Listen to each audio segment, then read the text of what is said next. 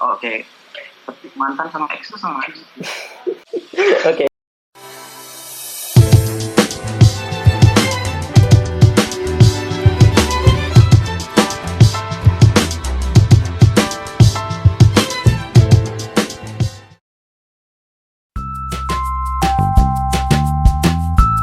Assalamualaikum wabarakatuh. Waalaikumsalam warahmatullahi wabarakatuh. Selamat malam semuanya. Jadi kita seru-seruan aja sih malam ini. Sebelum kita mulai, jadi gini rencananya video ini bakal upload ke YouTube. Apakah ada yang keberatan? Lagi minum es. Nggak ada. Kenapa kan? Bakal saya upload ke YouTube. Tidak. Ya, slow ya. Oke, sip. Terus kalau gitu, kalau permohonannya kita perkenalan dulu. Silakan dari Bapak ex Ketua BEM, dipersilakan perkenalan. Kita pakai atributnya tadi ya? Ya bisa, ambil atribut ambil. Enggak. Buat lebih formal mungkin. Oh, mau ambil atribut? Nggak usah sih, santai aja sebenarnya, santai aja. Ayo, silakan Pak ex Ketua BEM. Ya perkenalkan, saya Rahman Hadi. Saya mantan gitu ya? Ya. Berarti ya? Saya sudah menggunakan kata ex sih. Kalau mau dipakai kata mantan juga nggak apa-apa. Oke. Ketik mantan sama ex itu sama aja. Oke. Jadi saya formal ketua BEM Paundam tahun 2000. Oke, silakan ex Ketua HMPD. Tapi ini kok kita berdiri sendiri gitu berarti. Kenalkan, nama saya Rahman Talib, Ketua Himpunan Mahasiswa Pendidikan Dokter masa waktu tahun 2019. Baik, silakan Bapak Ketua BEM. Sebut nama nih. Ya, boleh terserah sih. Ya jadi saya Rizal Ferdalatros, Ketua BEM KMF Kaundram periode 2020. Oke, silakan Bapak Ketua HMPD. Oke, yang terakhir saya Anak Agung Gede Pratnyandika sebagai Ketua HMPD periode 2020. Oke, sip. Saya sendiri mahasiswa rakyat biasa, Azhar. Kita bakal diskusi malam ini. Malam ini bakal diskusi tentang COVID-19. Jadi sekarang saya cuma koas ya. Iya ya, kita rakyat biasa sekarang ya. Jadi kita sudah kehadiran Bapak Ketua BEM dan Ketua HMPD. Tapi sebenarnya santai aja sih. Karena kita di masa karantina ya, kita jadinya harus bukan video call aja. Nah, diskusinya hari ini kita bakal bahas 5 hal ya. Tadi udah saya anuin kan, pertanyaannya udah saya floor. Kita langsung aja kali ya. Pertama, menurut teman-teman nih, apa sih yang teman-teman rasain pas sejak awal masuk tahun 2020 gitu kan, kita masuk Januari, terus ada kabar dari Cina dan macam-macam kabar, terus kita masuk Februari, sampai hari ini gitu, apa sih yang teman-teman pikirin? Apakah sempat kepikiran kayak gini gitu nggak sih di rumah aja gitu? Silakan mungkin yang pertama dari siapa ya? Dari Pratnya deh. Dari saya nih, yang pertama tentang di awal kasus-kasus awal itu Kak. Ya. Sebenarnya kepikiran bakal di rumah aja di Indonesia tuh enggak sih Kak. Saya pikir di awal-awal tuh paling di Wuhan, kemudian dengan segala kebijakannya yang ada di Wuhan, setidaknya untuk keluar tuh masih kecil lah. Seandainya pun di luar tidak sepandemi sekarang ini menurut saya awalnya. Jadi waktu itu saya menanggapi waktu ada kasus di Wuhan tuh tidak sepanik ini, tidak setakut ini, apalagi memang waktu itu yang dibicarakan atau yang disebarluaskan bahwa virus ini nggak apa-apa gitu, virusnya nggak apa-apa, yang penting rajin cuci tangan, ini masih di Wuhan gitu. Jadi waktu itu nggak khawatir dan tidak kepikiran sejauh ini. Gitu ya. Kalau Eja gimana?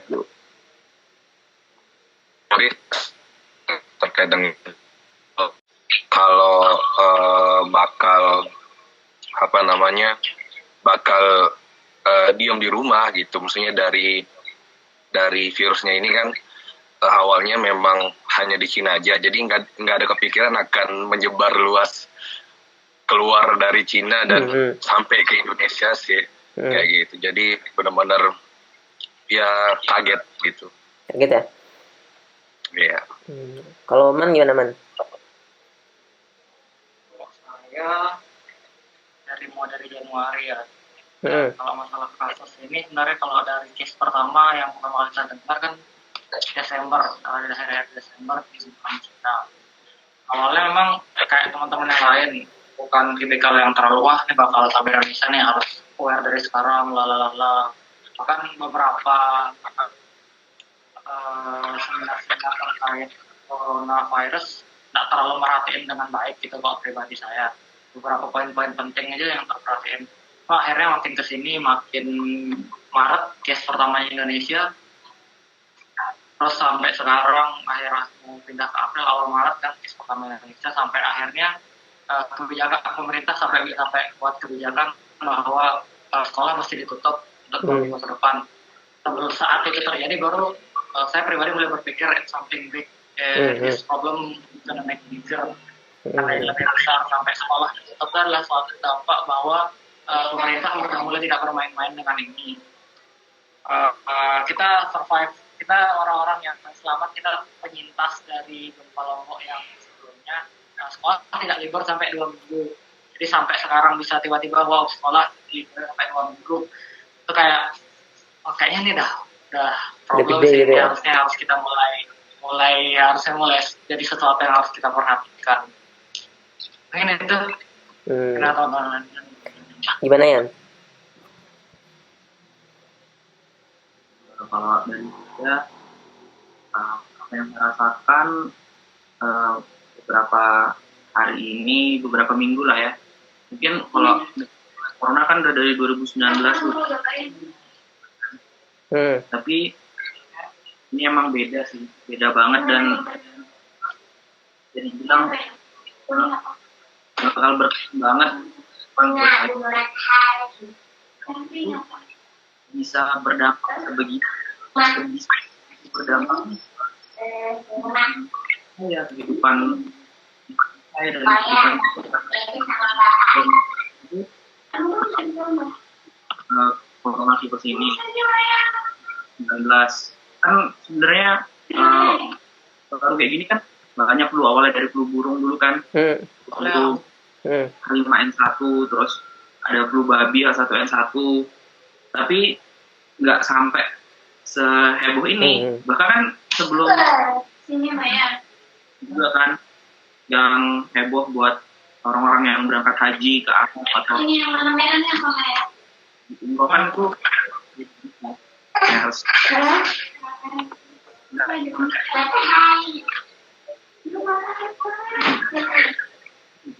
dan COVID-19 ini bakal sulit dilupakan sih. Ini satu-satunya dari 20 ini satu-satunya penyakit yang bisa membuat saya sampai di rumah aja, nggak kemana-mana, dan saya baru sadar gitu kalau ternyata adanya bisa begitu nyata dampak. Kapan kalau kamu kapan sadarnya ya? Maksudnya kayak oh ini kayaknya something big gitu. Apa pas kemarin pas kita baru masuk libur gitu? Kemudian dari liburan itu yang jadi penanda awal wah ini tuh betul-betul nyata, benar-benar ternyata ada. Ini bukan cuma ada di China, bukan cuma dari tetangga. Itu kapan? Itu kapan? Pas nyadarnya itu kapan? Itu waktu kita mulai Oh pas libur itu ya, berarti tanggal berapa sih? 18 ya?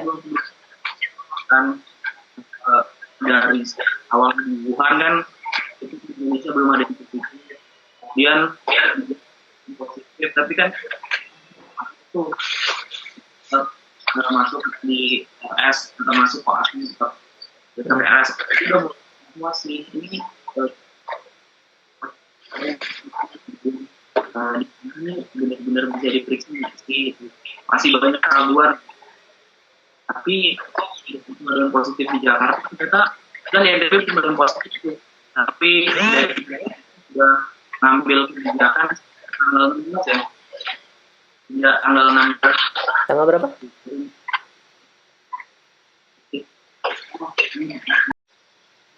Saya sudah Ya, kedengeran. Ya sih, aku juga nggak nyadar sih, maksudnya cuma pas awal dulu kan pernah ini ya, ada yang katanya dokter Len, apa siapa namanya, Len Wiang ya, yang katanya ngingetin ini kayaknya bakal jadi apa namanya outbreak gitu kan, terus bikin akhirnya outbreak beneran pas Februari tuh. Terus ya kalau di sini mah kita nyantai-nyantai aja ya perasaan. Cuma kalian udah pernah nonton ini belum yang apa Anies Baswedan diwawancarain sama Deddy Corbuzier tuh? Jadi katanya pagi. Hah? Yang di YouTube ya, Iya, iya. Nah, itu kan ini apa namanya? Dia cerita katanya sebenarnya dari Januari Jakarta tuh sebenarnya udah mantau. Maksudnya udah waktu itu kan belum namanya Covid ya. Jadi waktu masih pneumonia Wuhan katanya kalau salah namanya. Terus beberapa di tracking gitu sama Jakarta, ini dari China dan sebagainya gitu. Terus akhirnya kejadian beneran dan sayangnya banyak juga yang ngegampangin gitu. Cuma ya sebenarnya kayak gini tuh kayak nggak pernah terjadi nggak sih, maksudnya seenggaknya di masa hidup kita gitu, maksudnya kayak SARS, MERS itu nggak sampai segininya. Mungkin angka kematian mereka mortalitasnya gede tapi nggak gede banget gitu nggak sih, maksudnya dibandingkan ini penyebarannya gede banget gitu nggak sih? Gitu nggak sih? kalau menurut saya sih yang obatnya belum ada ya. Banyak orang yang bilang kita ya mungkin memang jadi mati TB. kalau kita kena TB kita minum HRZT, kalau kita obat masih banyak corona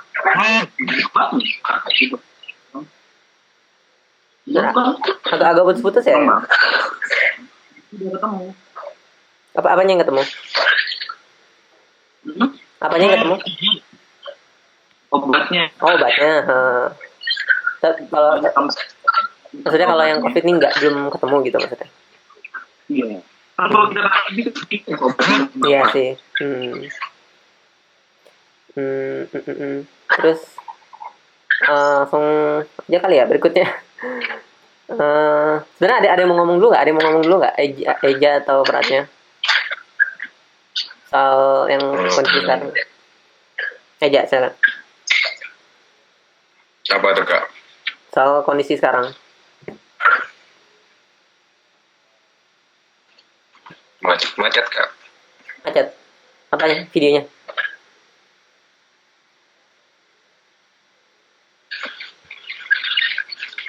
Ya. Halo. Langsung aja kali ya. Kalian di rumah ngapain aja sih 2 minggu ini, kan udah mau minggu kedua ya. Terus baru aja ada surat edaran kalau misalnya. Terus kalau koas kan bakal ada pengajaran online gitu ya. Kalau misalnya yang prekel ini kan memang masuk blok baru gitu ya 2017 ya. Ya. Masuk blok baru Ya. Dan bahkan yang di bawahnya itu udah masuk dari Kamis kemarin katanya Pratnya, benar ya? Dari Kamis kemarin ya. Blok 5 sama blok 11. Nah, 2 minggu. Nah, itu kan baru diumumin ternyata akhirnya masuk. Nah, 2 minggu ini kalian ngapain aja sih? Coba dari Eja. Ngapain? Nggak ada sih. Cuman ya yang kemarin sih minggu lalu kan karena persiapan untuk ujian. Jadi oh ya, ya belajar untuk ujian sih. Terus yang setelah ujian ya biasanya ya biasa sih nonton YouTube, film. Cuman ada sih beberapa kerjaan juga, bersih rumah jadinya. Tapi lebih banyak di tengah wabah yang ada sekarang, lebih banyak interaksi, lebih banyak ngobrol aja sama keluarga di rumah. Oh iya ya. Berarti kamu lagi di rumah sekarang nih ya? Iya. Kamu di mana? Di rumah Kak. Di Mataram sini ya? Iya di Mataram, di wilayah Pagesangan Timur. Oh iya, enak sih ya, bisa ketemu keluarga. Saya nggak bisa. Saya kalau balik ke kandang singa.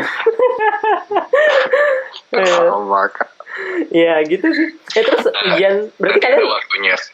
kalian pas libur itu memang langsung tinggal ujian atau ada kuliah juga yang online? Ada sih kuliahnya Kak. Ada kuliahnya? Iya. Oh, jadi kuliah dulu, terus pas sudah selesai baru ujian online gitu ya? Jadi sebelum namanya itu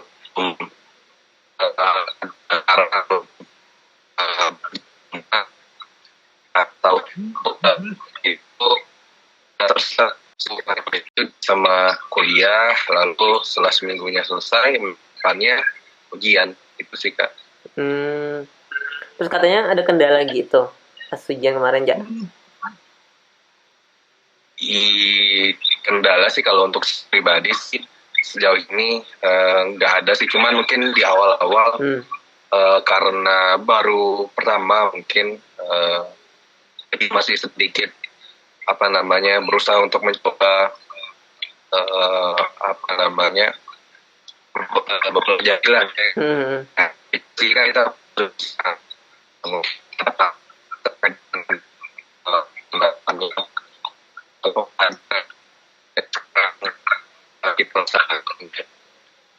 itu katanya ini ya, maksudnya pas ujian itu pakai Moodle kalau nggak salah, terus harus nyetel Zoom juga biar kayak nggak bisa nyontek gitu karena dia itu benar ya, pakai Zoom. Kita lewat Google Classroom. Oh, Google Classroom. Oh, aku belum pernah nyoba sih Google Classroom. Terus ujiannya buka website kampus gitu ya? Oh ya, gitu. Oke. Terus peratnya gimana? Ngapain aja 2 minggu? Ngapain aja 2 minggu sama sih, sama kayak Kak. Jadi ya minggu kemarin tuh kan dia mulai liburnya, terus mulai disuruh kita di rumah itu kurang lebih 2 minggu yang lalu ya. Jadi 2 minggu yang lalu tuh kita masih sisa seminggu lagi buat kuliah, jadi berubah, sistemnya berubah. Yang awalnya ada lab, ada peserta tugas baca, macam akhirnya semua berubah, sisa tinggal kuliah online saja. Jadi lab dibatalkan, terus presentasi penugasan tidak ada, cuma tinggal disetor aja. Gitu. Lanjut ujian ke depannya, terus karena ujiannya cuma hari Selasa dan ujian lain juga diundur, ujian teramet diundur, ujian perbaikan juga diundur, jadi cuma sehari aja ujiannya. Dan kita baru mulai kita mulai baru besok. Jadi mulai dari, kebetulan saya juga merayakan hari raya Nyepi di hari Rabu. Jadi ya Rabu Nyepi, kemudian Kamis, Jumat, Sabtu, ya, sampai sekarang ya libur. Kayak aja ya nonton YouTube, ngabisin story di IG, ya gabut-gabutan lah Kak. Main apa yang ular tuh sama ayam, nangkep ayam. Udah bisa belum? Sama Until Tomorrow tuh loh. Oh iya, Until Tomorrow itu, ya ampun, kaget aku pas pertama kali, apa sih ini? Terus aku nge-like kena. Aduh. Sampai sekarang nggak tahu apa sih Until Tomorrow. Ya nggak tahu kenapa Until Tomorrow juga, tapi disuruh nge-post, ya udah gak usah ikut aja sih. Aduh. Yan gimana Yan?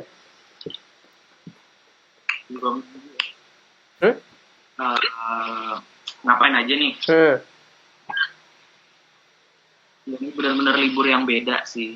Beda ya? Dari libur. Kamu sebentar sebelum lanjut. Kamu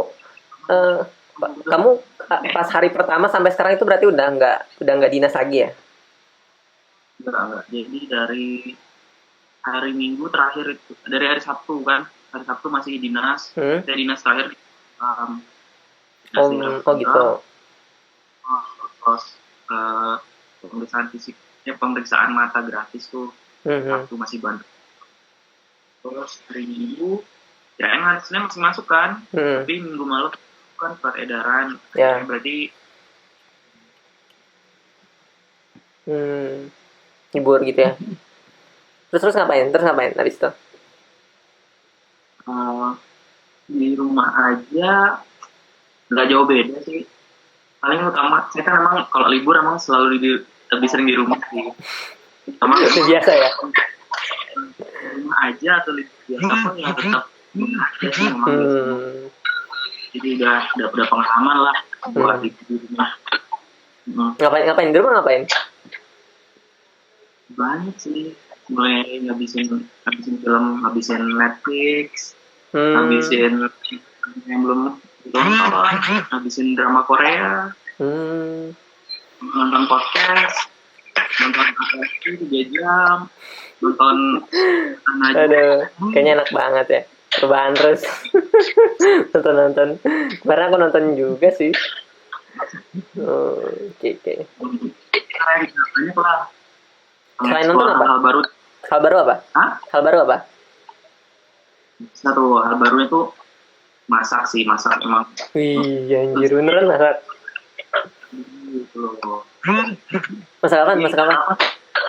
Main lagi tuh tapi ya akhirnya masak. Jarang sih emang. Biasanya kan junk food terus. Oke, Man, gimana Man? Halo Man. Are you there? Man? Mana hilang nih? Man? Masih pakai sendiri. Oh ini dia. Gimana Man? Ini nggak dijawab sih.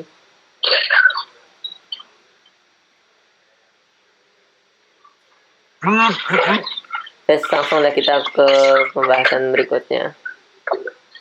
Ya, gabut banget sih ya kita. Gabut banget. 2 minggu ini saya juga nggak ngapa-ngapain. Rebahan aja. Cuma ya itu kan harus selalu di rumah kan. Kayak kalian ikut webinar nggak sih yang di Dikti itu? Ikut nggak? Kenapa Kak? Yang di Dikti itu ikut webinarnya nggak? Oh, enggak sih Kak. Ikut. Enggak ikutin. Pertanyaan ikut.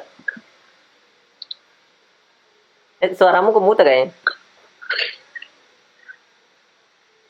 Ya Mana? ikut Kak, Oh, ikut. cuman nggak full. Oh nggak full. Akan ikut. Akan ikut lah ya. Oke dia. Hah? Kenapa? Dari tonton. Gak kedengeran. Ian, suaramu agak gedean tuh. Mau cari tontonan. Nonton aja. Nyari tontonan. Oke. Ini man hilang. Oh, sholat saja. Terus, oke. Kan kalian semua nih organisatoris. Coba pengen nanya dong. Dari sudut pandang, sekarang dari siapa ya? Dari Alfian dulu deh. Menurut kamu nih sebagai ex-ketua BEM gitu, sebenarnya kan banyak kontroversi kemarin itu waktu dibilang ada relawan gitu kan sebenarnya banyak yang aku dapat info misalnya dari cutting lah, ada yang udah jadi dokter, ada yang masih koas juga melapor ke saya, Dek kok ini kayak gini sih, kok kamu emang ngapain, kita aja yang di dokter puskesmas aja nggak kebagian APD, masa kalian yang masih koas atau yang preklinik masa dikasih APD sih gitu kan, harusnya kan dikasih ke garda depan. Dan banyak orang yang nggak baca tentang ketentuan misalnya yang di relawan SMK kemarin sampai akhirnya jadi persepsi gitu, dan jadi salah kaprah, dikiranya kita terjun langsung gitu nanganin pasien COVID, padahal kan enggak. Nah, padahal tadi setelah jelasin akhirnya kan udah jelas bahwa itu online dan sebagainya. Tapi akhirnya maksudnya gini, sebenarnya sejauh mana sih kita sebagai mahasiswa yang belum jadi dokter untuk ngebantuin untuk jadi relawan atau melakukan sesuatu tuh sejauh mana sih menurut kalian, apa yang bisa kita lakukan gitu? Kedengeran nggak ya? Kedengeran. Gimana menurut kamu ya? Berarti yang bisa kita lakuin gitu ya? Gimana? Berarti apa yang bisa kita lakuin? Ya, itu salah satu renungan saya sih selama udah beberapa minggu ini. Saya kan kita mahasiswa terus aja nggak ngapa-ngapain, apa nggak bantu apa. Ya merenung. Merenung aja. Nggak, apa yang bisa kita lakuin gitu? Ya, seiring semakin memikirkan kata juga semua masalah turun ke lapangan. Memang itu banyak fakultas, undangan lain pasti bisa masih kontrolnya juga apa mahasiswa FK itu turun membantu atau tidak. Tapi memang udah dibilang kan sama orang lain, kayaknya memang ikut merawat pasien. Nggak butuh merawat pasien gitu. Pasti manfaatnya kurang lah kalau menurut saya. Pasti manfaatnya kurang. Manfaatnya dibalik tidak cuma merawat pasien kan, pasti kalau kita mau pasti bilang kok buat saling membantu sama. Itu menurut saya yang terus coba saya pikirin beberapa hari ini, kan nggak mesti ketemu sama pasien juga. Nggak mesti. Masalah. Jadi maksudnya menurut kamu tuh nggak harus ketemu gitu ya, tapi berarti ya itu dong, kita cuma bisa online dong kalau gitu. Nggak online sih menurut saya. Kenapa? Nggak cuma online sih, kalau offline-nya gimana? Offline-nya gimana?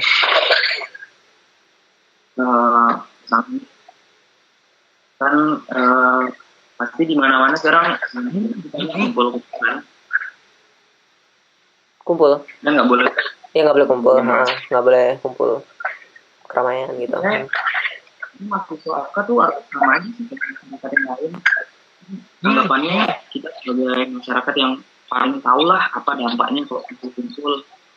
Mungkin bisa membantu buat menyampaikan langsung ke pihak berwajib gitu. Misalnya kita ini masih ada kumpul-kumpul yang nggak harus gitu.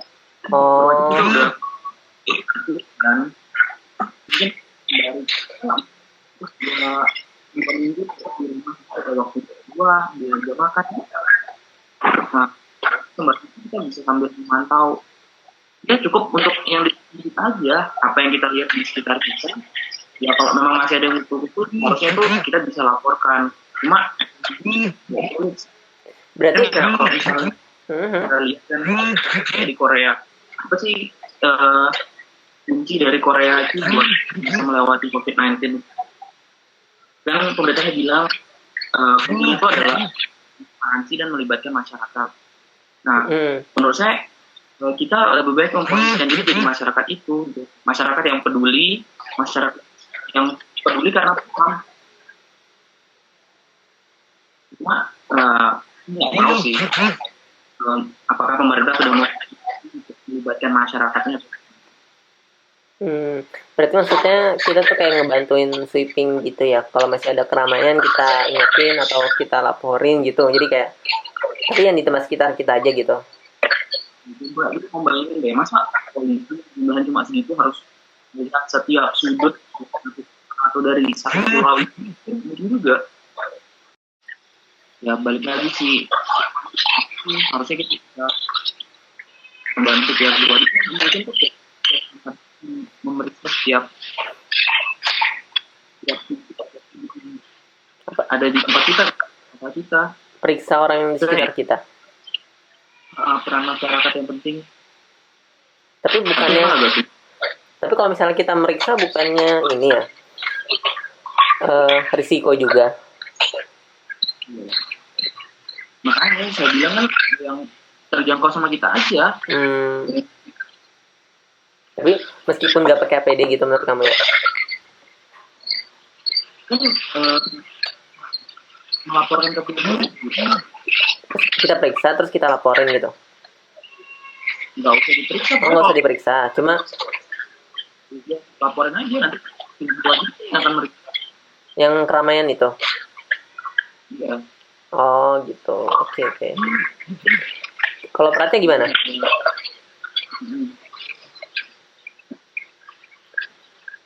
Menurut kamu yang peran mahasiswa tuh gimana sih? Mahasiswa kedokteran?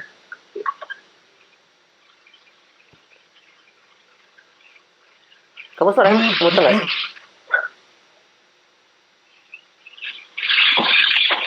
Kemute Kak.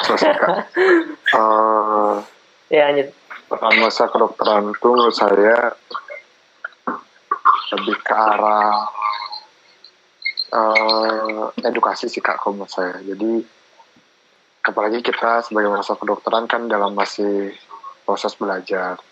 Masih proses belajar, saya sendiri yang memang masih preklinik, masih belum banyak ilmunya untuk menangani pasien. Apalagi dari arah koas juga masih belajar dalam menangani pasien. Jadi menurut saya sebagai mahasiswa kedokteran, perannya lebih banyak ke KIE, yaitu komunikasi, informasi, dan edukasi. Jadi yang bisa kita lakukan sebagai mahasiswa kedokteran, mungkin banyak yang sudah menyebarkan informasi, dan kita sebagai mahasiswa kedokteran yang tahu materinya, tahu yang benar seperti apa, tahu faktanya seperti apa, ya kita membantu untuk menyebarkan informasi tersebut. Misalnya, apa sih pentingnya physical distancing, kemudian hoax-hoax yang ada, misalnya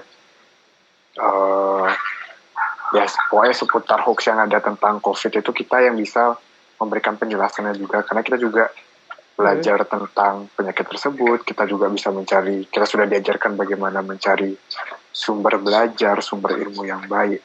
Jadi kita diharapkan sebagai mahasiswa kedokteran sebagai garda terdepan untuk bidang KIE ini. Tidak hanya dokter atau yang lainnya, tapi kita mahasiswa kedokteran juga harus membantu. Dan itu apa? Offline atau online?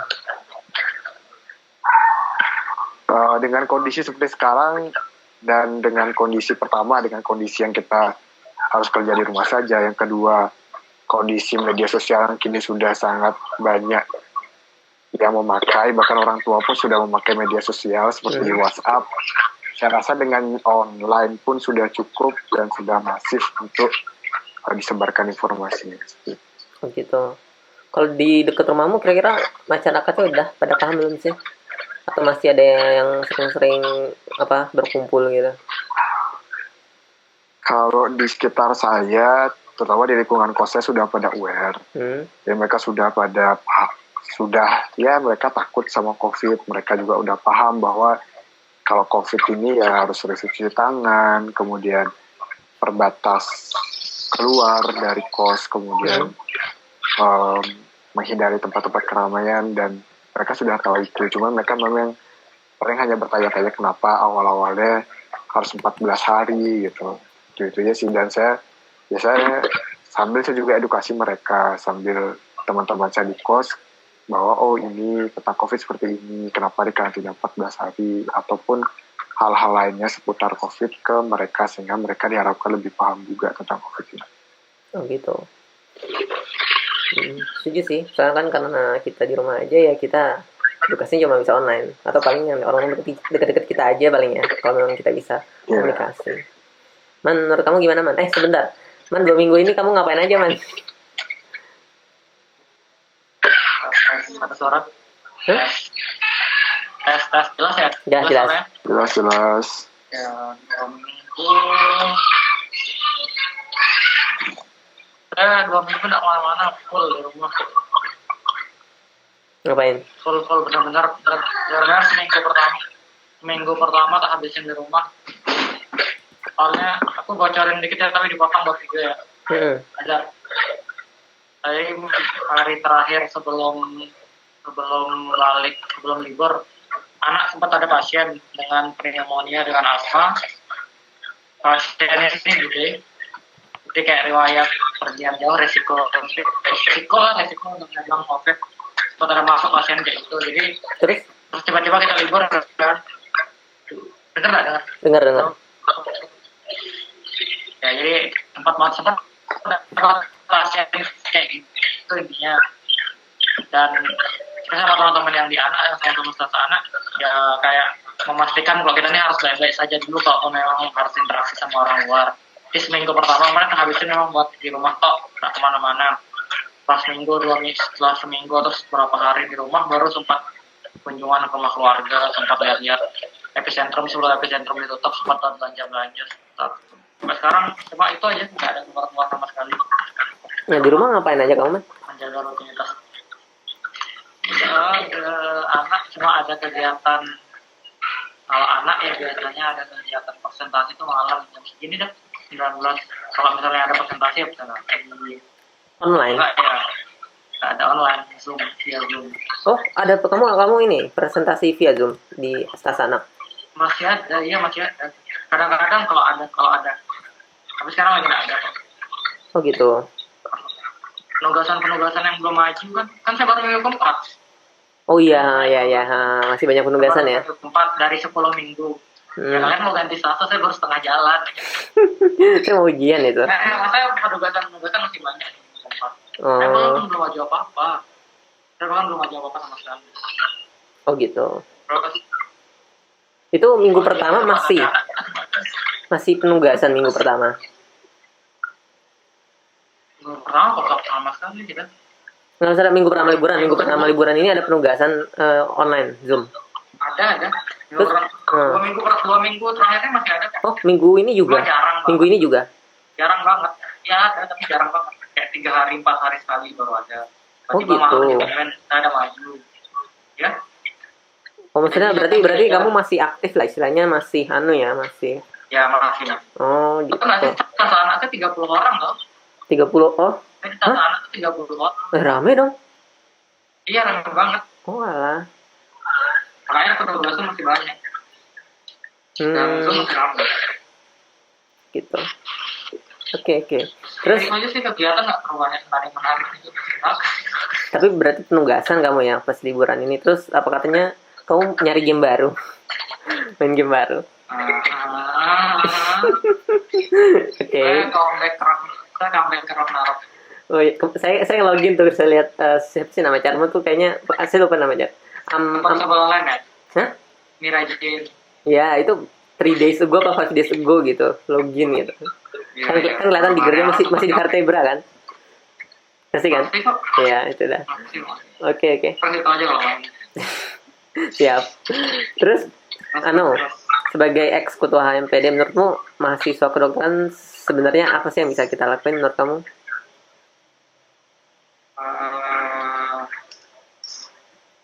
Ya kita bagi. Kayaknya udah jawab sama teman-teman yang tadi ya, saya baru join. Kalau masalah apa yang bisa kita lakukan banyak sebenarnya, cuma mungkin tidak sebesar sejauh dokter atau dokter senior atau dokter spesialis. Beberapa hal yang mungkin kita bisa tarik dari apa yang kita lakukan adalah yang pertama untuk diri sendiri. Kita sebagai mahasiswa kedokteran tahu ini penyakit apa, tahu bahayanya seperti apa, harus jadi orang yang paling aware untuk selain untuk orang lain, ya untuk diri kita sendiri. Jangan sampai kita yang sakit setelah melalui ke orang, jangan sampai kita yang paling tidak hati-hati sama penyakit ini sebenarnya. Itu untuk kita sendiri. Yang kedua untuk masyarakat, sempat disinggung beratnya tadi masalah memberikan KIE dan lain sebagainya. Salah satu teman-teman bahas itu dari tadi. Terus untuk lingkungan terdekat, sesama mahasiswa. Kenapa? Lingkungan terdekat kenapa? Bentar.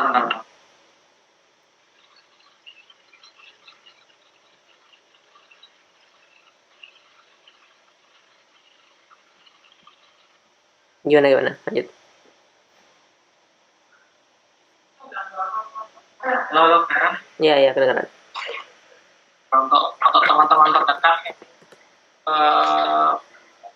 dari Prodi udah ada tracking. Kita pertama dari Prodi udah berusaha tracking. Tapi problem kita adalah apakah kita ingat dari kemarin yang banyak beberapa pertanyaan yang masuk adalah orang nggak ingat udah kemana aja. Mungkin sama mahasiswa kedokteran nih, kalaupun kita nggak bisa track teman-teman kita, ya minimal bisa tahu teman kita kemana aja. Minimal nih antar teman-teman dekat, mungkin bisa diteruskan juga program tracking ini bisa jadi proker berjalan. Nanti kita bisa ngomongin lagi di belakang. Selain itu, apa lagi yang harusnya kita lakukan? Apa lagi? Saya lebih ingin banyak ngomong masalah tracking internal mahasiswa kedokteran sendiri. Kenapa? Karena kemarin beberapa pernyataan yang masuk adalah kita nggak ingat sudah berapa lama, udah kemana aja, sudah ngapain aja itu selama liburan ini, nggak ada yang ingat. Kalau bisa saling ingetin kayak gimana harusnya ngapain aja, atau kalau ada teman-teman yang bisa mencatat, sempat lihat story Kak Yud masalah dia bikin diary kemana aja dia selama liburan. Itu juga menarik sih untuk dicoba, karena akhir-akhir ini ya tracking bukan cuma sekedar saya mau tahu kamu kemana aja, tapi kamu berpotensi mendapat dari mana, kamu berpotensi menyebarkan di mana. Mungkin itu dari Berarti saya. trackingnya itu ya maksudnya yang kita lakukan. Mungkin ini bisa jadi usulan saya, programnya BEM atau HMPD bisa dibuatin lah tracking antar internal mahasiswa HMPD sendiri, bisa tracking dari praktek, tracking ke intinya, kadang bisa tracking staff-staffnya, sekaligus branding, personal ya internal, pendekatan internalnya organisasi. Tapi itu berarti organisasinya kita. trackingnya tuh internal ya, Man? Maksudnya anak FK Iya, kalau aja. saya lebih suka, karena track ini sensitif sih sebenarnya. Karena kamu tidak akan cerita kamu kemana, kayak kata Iya, ya.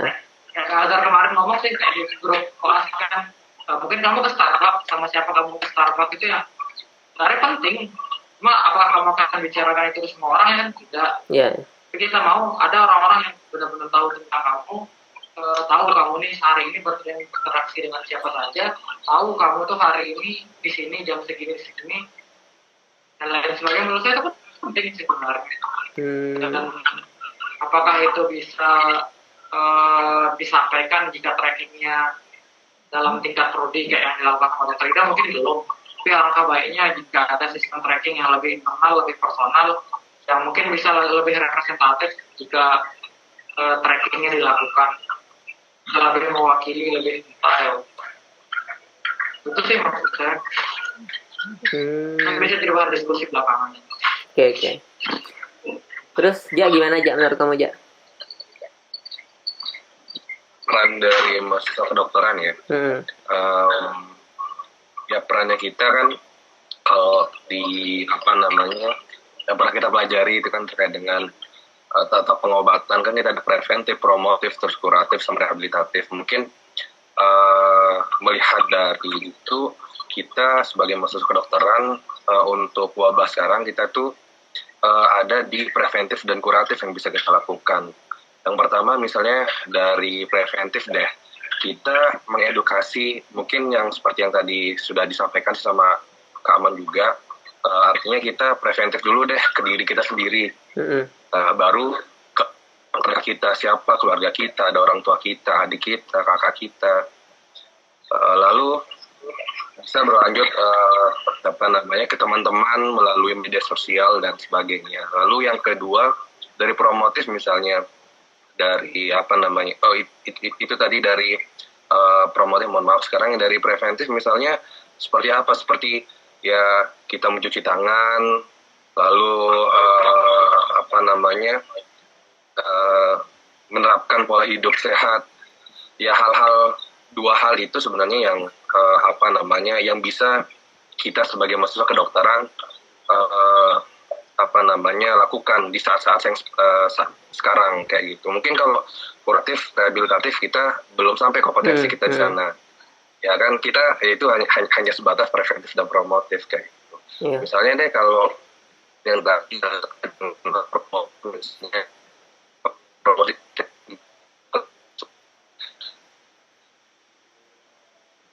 dari kita sendiri dulu, lalu keluar lewat mana. Sekarang kan lagi zamannya media sosial, kita melalui media sosial pun bisa, namun dengan SDM yang harus banyak nih. Istilahnya itu kalau kita ingin melakukan misalnya promosi kesehatan melalui media sosial biar bisa digubris lah atau dilihat sama banyak orang, yang pertama itu harus happening dulu. Artinya apa? Misalnya nih kita seperti pencegahan COVID dengan cuci tangan. Nanti misalnya kita bagi video kita cuci tangan yang baik dan benar itu seperti apa. Terus nanti kita minta lagi teman-teman terdekat kita, mereka buat video lagi dengan itu tadi mencuci tangan. Nah, artinya apa? Ya itu tadi yang sudah dijelasin sama Pratnya sih terkait dengan KIE. Nah, dua hal itu sebenarnya yang untuk sekarang yang kita lakukan utamanya pertama dari diri sendiri, lalu orang terdekat, baru masyarakat itu bisa kayak gitu. Ya itu tadi untuk sekarang kita hanya bisa melalui online, kita nggak bisa turun ke jalan atau segala macam karena kan dengan arahan pemerintah pun kita harus tetap ada di rumah kayak gitu. Cuman ya itu tadi jangan sampai ya mungkin mentok-mentok deh kalaupun banyak mahasiswa kedokteran yang mungkin belum paham di situasi yang sekarang ini, saya nih bisa apa nih untuk bantu masyarakat, ya paling tidak dengan arahan pemerintah untuk social distancing atau di rumah aja itu diterapkan kayak gitu. Cukup itu aja kayak gitu. Mungkin itu hal kecil yang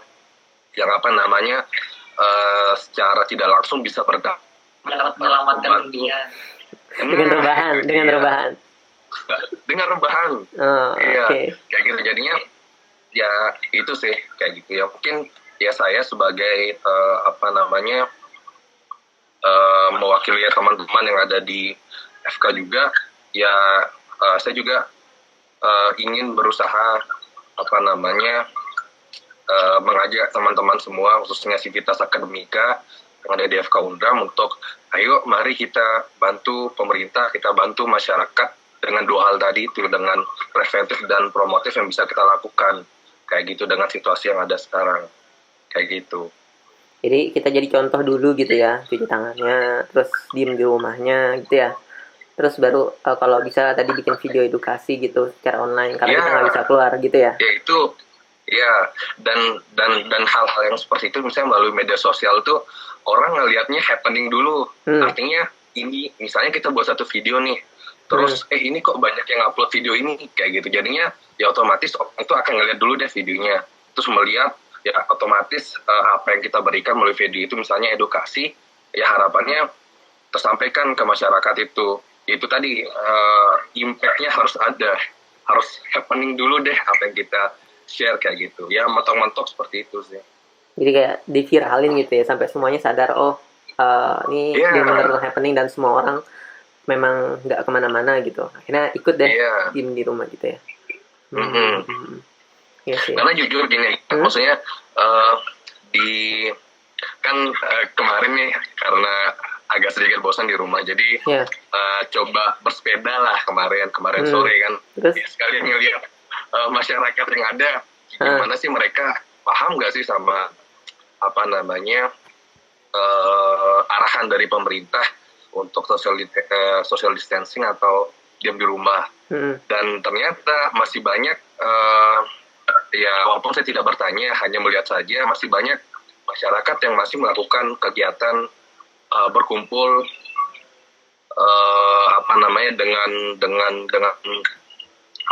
dengan massa yang banyak. Lalu kemarin juga waktu bersepeda ketemu ada yang lagi nikahan atau nyongkolan itu masih ada. Artinya iya serius itu kapan? Itu kapan? Berapa hari yang lalu? Iya. Kemarin ini. Serius masih ada? Gitu. Masih ada. Iya, serius masih ada. Iya, dan ya mungkin kalau di Mataram sih mungkin sudah sedikit sih, artinya yang keluar untuk nongki atau apa segala macam. Cuman di daerah luar Mataram itu ternyata masih banyak kayak gitu. Entah apakah di satu sisi masyarakat tidak mengetahui arahan atau tidak paham dengan arahan dari pemerintah untuk diam di rumah aja kayak gitu. Terus ada cerita unik sih. Tadi orang tua itu kan biasalah berbelanja kayak gitu kan. Belanja untuk 2 minggu ke depan kayak gitu, ke pasar sih. Gitu. Terus? Nah ternyata di pasar itu ya dia cerita katanya ada memang pedagang yang sampai mengatakan bahwa ngapain takut sama virus gitu, nggak perlu pakai maskeran. Serius. Ya, maksudnya masker ini, masker Iya, iya. masker wajah. Ya kayak Iya, gitu. terus? Maksudnya apa ya?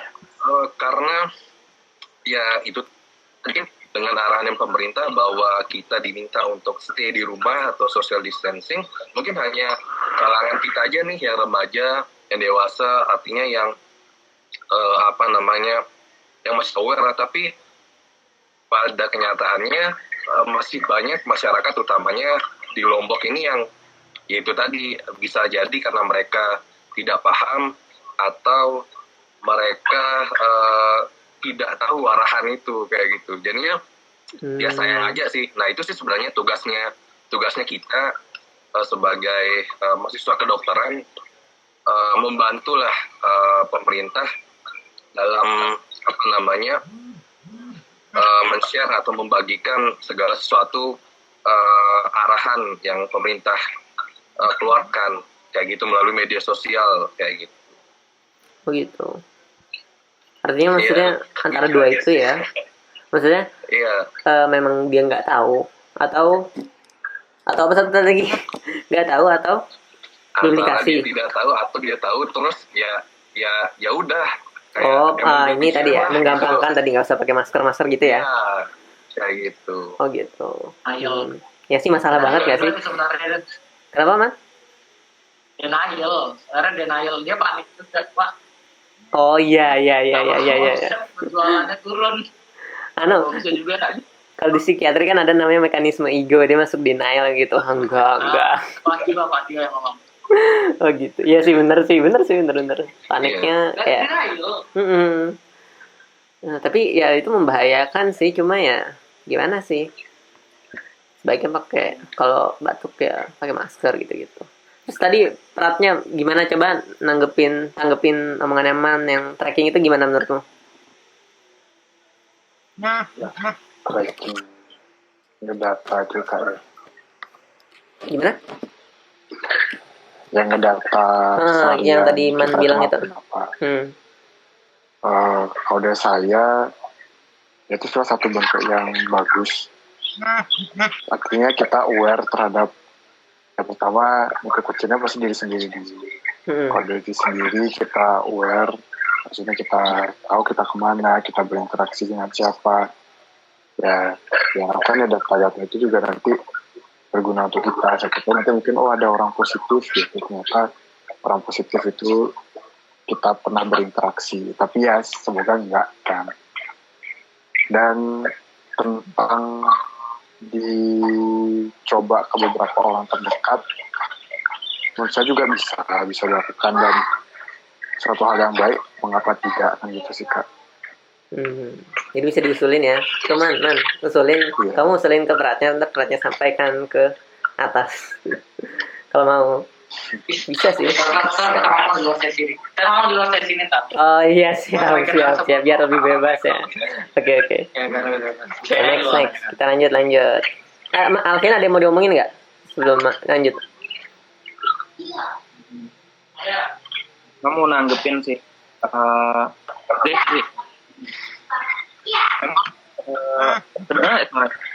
Kedengeran agak gedein aja suaranya dikit.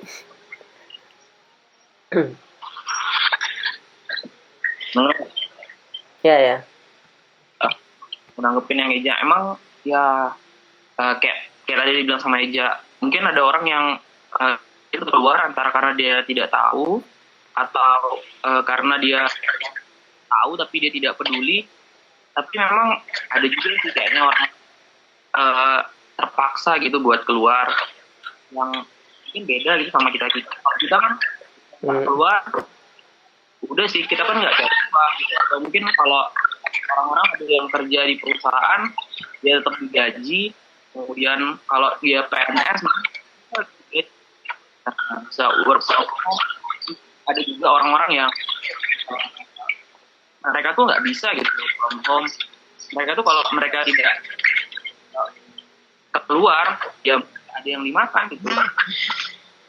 Itulah yang paling sulit sekarang. Dan kalau mungkin saya bisa bilang mereka itu sebagai terdampak gitu dari social distancing yang itu kalau misalnya mereka keluar bisa dibilang berbahaya. Kalau mereka nggak keluar, mereka nggak ada bisa makan gitu kan. Nah, menurut saya ada juga sih orang-orang yang kayak gitu. Kayak misalnya kalau kamu ojol gitu kan, kalau kamu nggak narik ya nggak dapat duit. Kalau kamu nggak dapat duit ya nggak ada yang bisa dimakan gitu. Iya sih. Pekerja harian, misalnya nih kayak kamu beli bangunan gitu, yang dibayarnya tuh per hari kerja tuh, bangun rumah orang tuh. Kan kalau kamu nggak keluar rumah, datang ke tempat kerja ya. Kalau kamu nggak dibayar, ya keluarga kamu di rumah, anak kamu, ya kamu makan apa? Yang sebetulnya buat kita pikirin, perlu buat kita bantu. Ya misalnya kalau dagang-dagang di pasar tuh, nggak dagang ke pasar ya, mereka mau makan apa di rumahnya? Dan itu sih banget itu yang mungkin kita harus pikirin juga gimana cara membantu komunitas tempat. Yang penting buat tidak mikirin kita, mikirin sekitar kita itu juga gimana cara kita sebagai orang yang bisa work from home bisa membantu orang-orang yang apa gitu harus keluar rumah. Jadi kayak bukan cuma tenaga, banyak juga sih yang lintas sektor jadinya. Yang nggak bisa itu work from home. Artinya memang harus ada kerjasama lintas sektor kan, nggak harus medis, bukan hanya medis maksudnya. Jadi lintas sektor dari pemerintah juga, dari bagian-bagian lain juga. Misalnya tadi yang biasanya kalau kerja harusnya keluar, tapi sekarang malah nggak dibolehin keluar, harus ada solusi untuk itu kan ya. Makanya kemarin kan ada wacana kalau nggak salah, wacana apa sih, bantuan langsung tunai kalau nggak salah, BLT untuk keluarga yang memang harus keluar, tapi karena nggak dibolehin keluar malah nggak dapat pencaharian gitu, karena dia bukan pekerjaan yang tipenya bisa remote working gitu kan ya. Memang dia multisektoral ya. Gimana ya? Mungkin itu yang, tapi kalau misalnya kayak tadi, kalau saya pikir-pikir sih, kalau edukasinya kuat yang sebelum saya rasa tidak masalah sih. Tapi kamu tahu kalau misalnya kamu atau kamu bantu, ya jangan pernah keluar rumah. Mau apapun yang terjadi, ada yang gimana tetap kamu harus di rumah. Dan pasti mereka, dan yang bahaya, misalnya mereka udah tahu nih mereka demam, mereka batuk, mereka ya demam batuk lah, tapi mereka masih pakai itu buat kerja keluar rumah, kan itu bisa bahaya banget. Dan itu sih ketahui, jangan pernah gimana ya, mengedukasi yang krusial kayak gitu sih yang penting. Mungkin kamu bisa pasang banner gitu di pasar buat mereka, jangan sampai pasar kalau ada demam sama batuk. Atau di ruang publik dikasih himbauan kayak gitu juga ya, pakai banner. Buat ditambahin hal-hal kayak gitu. Ya menurut saya masih kurang. Sekarang di tempat-tempat kumpul, tempat-tempat ngopi kan, bisa ingetin buat pasang banner gitu. Tetap ingetin buat sosial, tetap ingetin buat jangan kumpul-kumpul dulu. Jadi itu sih yang masih belum ada. Menurut saya itu reach juga orang-orang yang nggak bisa dari sosial media sih. Tapi emang nggak bisa kerja sendiri, nggak bisa cuma doang kan. Itu keren sih, kayak misalnya kalau ada ingat nggak abis gempa kemarin kan banyak tuh kata-kata itu kan banyak banget tuh kan buat saling menyemangati. Oh ya. Ya sesimpel itu menurut saya, hal-hal simpel kayak gitu dampaknya bisa besar sih, tapi ya nggak bisa sendiri, pasti butuh duit juga itu, dan pasti harus ada orang-orang yang mau take risk keluar buat pasang. Itu yang belum ada. Gimana menurut orang-orang yang nggak bisa di-reach dari sosial media. Kalau orang di-reach dari sosial media, sebenarnya mereka pasti bisa. Cuma ada orang-orang yang pahamnya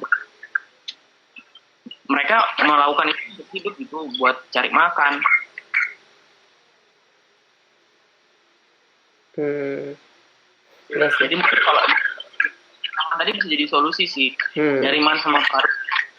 Kalau misalnya kita bisa membudayakan personal tracking gitu kan, jadi karena banyak-banyaknya corona gini, gimana nih kalau kita bikin personal tracking gitu, nah kan tuh untuk mencatat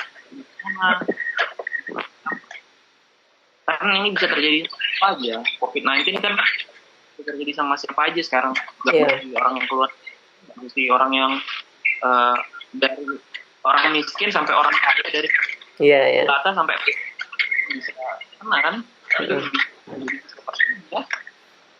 Jadi kalau kita punya kesadaran diri personal tracking, ya bakal lebih bagus. Cuma yang tetap bahaya, tempat-tempat yang orang-orang kita nggak kenal. Iya. Itu bahaya. Ya makanya memang trackingnya penting banget sih. Tadi bisa kalau tapi ya susah sih memang, apalagi kalau misalnya kemarin kan ada fenomena pasien yang katanya sih nggak jujur, katanya nggak tahu juga. Tapi itu ya harus kerjasama kita semua, bener ya. Aku setuju sih dibikin kayak spanduk nyemangatin kita semua ya, maksudnya kita bisa lalu ini bersama. Akhirnya kesannya bukan narasi perintah gitu, tapi dibikin semacam gerakan bersama gitu ya, saling nyemangati untuk kita bisa lalu ini dengan stay at home misalnya gitu ya. Jadi sesimpel orang-orang Wuhan saling teriak untuk mati itu sih, itu penting juga sih kayaknya. Oke. Sip, kita lanjut ya. Terus ini yang keempat. Jadi kita semua mahasiswa kedokteran kan, bakal jadi dokter, tapi kita sekarang diliburkan gitu. Kita diliburin dan ngeliat dampaknya tuh sampai dokter-dokter senior, spesialis justru kayaknya udah jadi martir lah, udah jadi pahlawan di garda depan yang gugur gitu. Artinya maksudnya casualty-nya tuh tinggi banget, fatality case rate-nya tinggi banget dan berbahaya istilahnya perang lah katanya. Nah, setelah sampai hari ini gitu, apakah kalian masih berminat untuk jadi dokter? Saya pengen coba tanya pertama-tama dari siapa ya? Dari Man. Masih mau jadi dokter?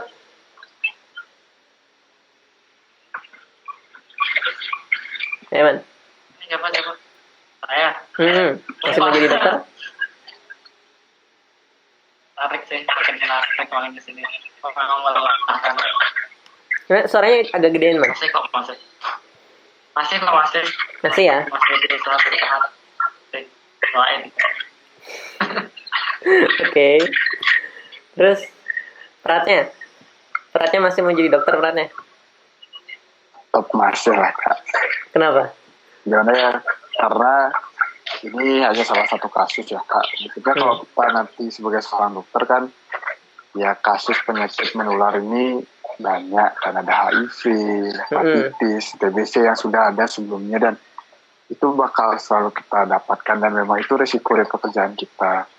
Jadi saya rasa dengan adanya COVID seperti sekarang ini ya tidak menurunkan semangat saya, tapi cenderung lebih meningkatkan semangat saya sih. Jadi kita sebagai garda terdepan dari kesehatan ya kita senanglah bisa bantu suatu saat nanti mereka-mereka yang sakit, apalagi ya salah satunya penyakit menular seperti ini. Meskipun ya risikonya tinggi, tapi emang ya mau nggak mau memang konsekuensi ya kita seperti ini. Mantap. Eja gimana, masih mau nggak? Masih lah. Ya, maksudnya karena ya sebelum mau jadi dokter pun maksudnya kita sudah harus tahu lah resiko kedepannya kan seperti apa. Terus ketika kita sudah berprofesi sebagai dokter itu akan seperti apa sih kehidupannya, ya gitu, apa aja sih hadapannya ke depan. Itu maksudnya karena dari awal pun sudah tahu akan seperti apa ke depannya. Jadinya ya melihat COVID ini sih jadinya yang nggak menumbuhkan semangat juga sih, cuman enggak. ya masih tetap semangat sih. Oh. Maksudnya untuk jadi dokternya jadinya ya bukan kalangan sih kayak gitu, karena kan maksudnya ya nggak bisa dipungkiri hal-hal yang seperti ini mungkin ketika kita sudah jadi dokter akan menghadapi hal seperti ini juga kan. Nah itu bagaimana ya kitanya nanti ke depan mempersiapkan diri lah kayak gitu. Cuman itu tadi sih, kalau untuk sekarang jelas masih ya, tidak menurunkan semangat, tapi ternyata nggak menaikkan semangat juga ya. Iya gitu, maksudnya ya karena resikonya memang resiko jadi dokter memang seperti ini kayak gitu. Ya dengan adanya COVID malah jadinya tambah tahu gitu, oh ternyata seperti ini ya gitu. Itu sih realnya. Alfian gimana Yan? Masih mau jadi dokter Yan? Atau kamu mau kayak apa? Ex sekretaris jenderal kita yang mau nyalon jadi wali kota, mau kayak gitu juga nggak? Gimana? Seru sih, berapa sih seru? Ya karena COVID. Gimana ya? Kalau saya lebih semangat sih, saya lebih yakin. Lebih semangat. Nah, dengan COVID-19 ini saya jadi lebih yakin kalau ini pekerjaan yang bisa menyelamatkan nyawa orang loh. Ini dimana kamu tuh ini pekerjaan yang kamu tuh meresikokan diri kamu terhadap suatu mara bahaya untuk menyelamatkan orang lain. Dan aku lebih yakin kalau ini tuh adalah pekerjaan yang kayak gitu, dimana kamu membahayakan nyawa kamu untuk menolong orang lain karena COVID-19. Saya lebih yakin, dan lebih yakin kita buat kamu jadi pahlawan itu kamu nggak mesti jadi tentara, nggak mesti kamu jadi polisi atau jadi politisi, bahkan dokter pun kamu bisa jadi pahlawan sih. Dan karena COVID-19 ini lebih yakin sih, dan lebih yakin kalau ini pekerjaan yang bisa menyelamatkan nyawa orang lain, di mana kamu membahayakan nyawa kamu, dan ini adalah salah satu pekerjaan yang bisa bermanfaat gitu buat orang lain. Buat apa sih kita hidup kalau bukan untuk bermanfaat untuk orang lain kan?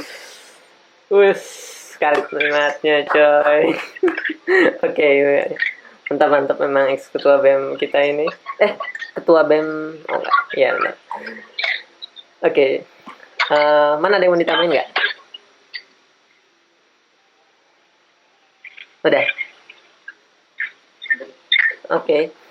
Terakhir, teman-teman, apa pesan buat teman-teman mahasiswa kedokteran di luar sana? Mungkin ke adik tingkatnya, mungkin ke teman seangkatan atau ke kakak tingkat yang ada di seluruh Indonesia nih mahasiswa kedokteran. Mungkin teman-teman di sana kan merasakan hal yang sama kayak kita, tapi ada nggak sih yang pengen teman-teman mau sampaikan ke semua mahasiswa kedokteran di Indonesia? Saya pengen mulai dari Alfian. Ayo. Apa ya pesan-pesan ya? Kalau dari saya sih berbahasa kedokteran. Gimana? Coba agak keras dikit. Sih. Deketan nih. Nah ya, deketan. Ayo gimana?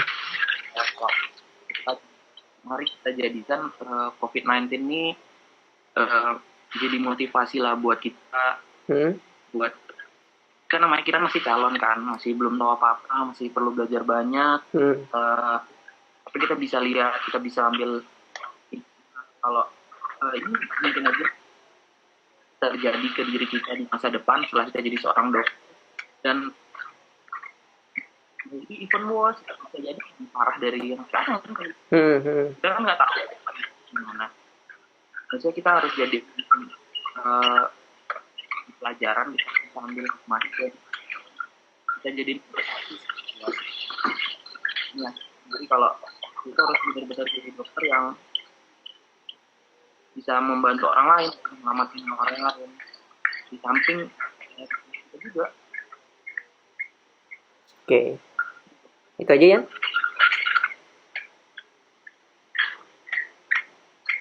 Itu aja? Gar. Ya, oke. Sip. Thank you, Yan. Next. Man.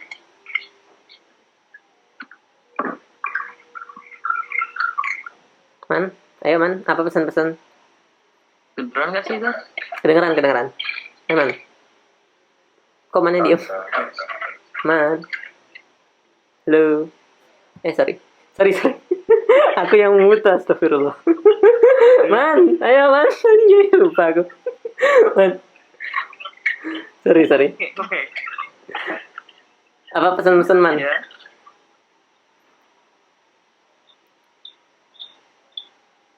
Ayo Man. Nggak muta ini kan? Kedengeran? Gak dengar. Apa pesan-pesan untuk mahasiswa kedokterannya? Pesan-pesan kamu. Di dibayar kalau dia Kenapa? kalau dia dibayarin di homenya. Ulang. Kalau dia bayarin di homenya nge-lag nggak mau bayar. Oh. Hah? Apa sih? Pesan-pesannya apa, Man? Suruh dia bayarin di homenya. Siapa? Oke. Oh, aku. Apa pesan-pesannya bukan ke aku, Man, ke teman-teman kedokteran, Oh saya. Anjay. Dari tadi ngomongin apa? Ayo, Man. Ayo. Ya pesan-pesan buat mahasiswa kedokteran seluruh Indonesia. Yes, ayo. Kata orang-orang sekarang yang lagi rame, om bisa bangun rumah sakit selama 10 tahun. Untuk melahirkan seorang dokter kita butuh 6 sampai 7 tahun. Guys, jadi please guys jangan mati duluan. Kita masih banyak problem setelah ini. Jangan nyerah sekarang. Kita survive dari kiamat 2012, jadi kita harus survive dari COVID-19. Mantap. Sip. Oke. Kedengeran. Sip. Oke. Oh, terakhir.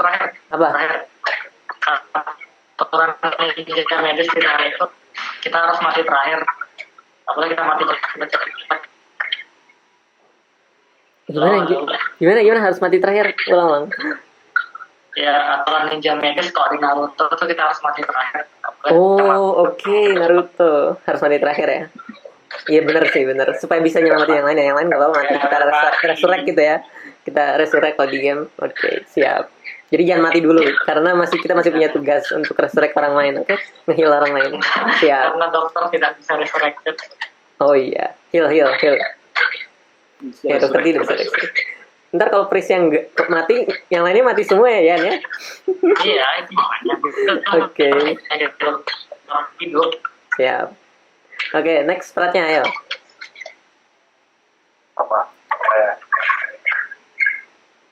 Pesan-pesan.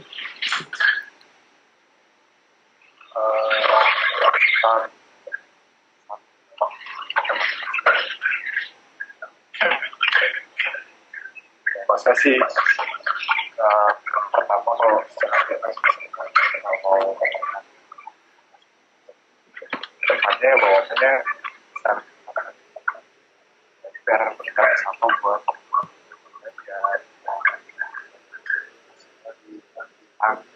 kalau seandainya terjadi apa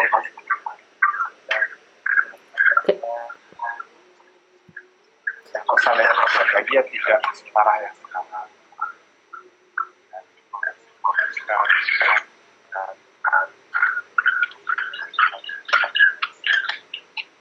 Suaranya agak kecil ya. Tadi suaramu bagus loh peratnya. Tadi itu sekarang agak. Ulang. Nah, ini jelas. Ayo ulang.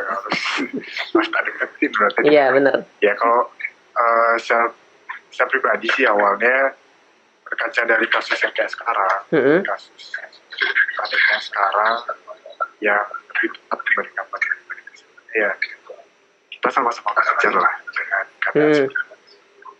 teknologi yang sudah meningkat, dengan pengetahuan yang sudah lebih baik lagi, ya sudah besar buat kita lagi buat lebih tahu apa sih yang harus kita lakukan ke depan.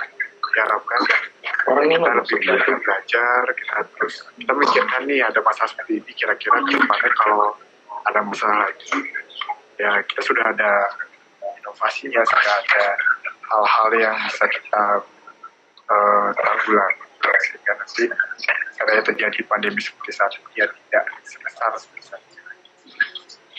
pesannya ya sama-sama belajar dengan baik dan ya semoga pandemi tidak terulang. Amin. Artinya lebih ke belajarnya ya, sehingga kalau ada kayak gini lagi kita bisa lebih siap gitu. Jadi belajarlah istilahnya, kita sama-sama belajar dari kasus ini. Oke, terakhir nih Ketua BEM FK Unram, Bapak Riezan, silakan menyampaikan pesan-pesannya untuk semua mahasiswa kedokteran di luar sana. Oke. Mungkin nih sama sih, mungkin kalau ditanyain jawabannya kurang lebih sama sih kayak yang sudah sampaikan ke Alfian, terus Kaman, lalu ada Pratnya. Ya pesan saya di situasi yang sekarang, ayo kita semangat, tetap semangat. Kalau bisa ya kita ikut turun membantu pemerintah dalam wabah yang ada sekarang terkait dengan COVID ini. Dan saya ini sih terkait dengan garda terdepan. Jadi sebenarnya kalau menurut saya pribadi, garda terdepan itu adalah kita semua masyarakat Indonesia. Ya khususnya kita sebagai mahasiswa kedokteran. Kenapa? Karena untuk memutus penyakit ini itu kita butuh yang dua gerakan tadi, promotif dan preventif. Jadi kita sebagai garda terdepan, dan garda terakhirnya itu baru dokter-dokter yang sekarang sedang menangani pasien-pasien COVID. Jadi kita sebagai garda terdepan mencegah penyebaran dari virus ini. Itu sih. Dan untuk dokter-dokter yang di luar sana yang sekarang sedang berjuang menangani pandemik ini, tetap semangat. Saya pribadi selalu mendoakan semoga dokter-dokter yang sekarang berjibaku diberi kesehatan. Amin. Lalu tetap tegar, dan ya mungkin semangat itu sih yang sebagai pesan saya untuk dokter-dokter yang sekarang menangani COVID. Semangat. Sik, mantap. Semangat. Oke, thank you Eja. Oke, untuk apa ya, diskusi hari ini mungkin itu dulu. Sisanya kita bicara di luar rekaman ya, rekamannya saya tutup dulu. Mungkin sekian, terima kasih teman-teman, Ketua BEM FK Unram, Eja, Ketua MPD Pratnya, mantan Ketua BEM Alfian, kemudian mantan Ketua MPD Man. Terima kasih semuanya dan diskusinya. Semoga nanti diskusi kita malam ini bisa bermanfaat buat yang lain, dan semoga jadi penyemangat untuk mahasiswa kedokteran semuanya, supaya kita semangat, jangan mati dulu katanya ya. Terus kita belajar dari yang sekarang supaya nanti bisa nanganin yang, kalau misalnya memang ada lagi istilahnya lebih baik lagi lah kita penanganannya, dan bisa membantu yang lain seperti itu ya. Dan semangat, semuanya masih tetap semangat untuk mau jadi dokter, jadi jangan mati dulu. Oke? Itu kali ya. Mungkin terima kasih.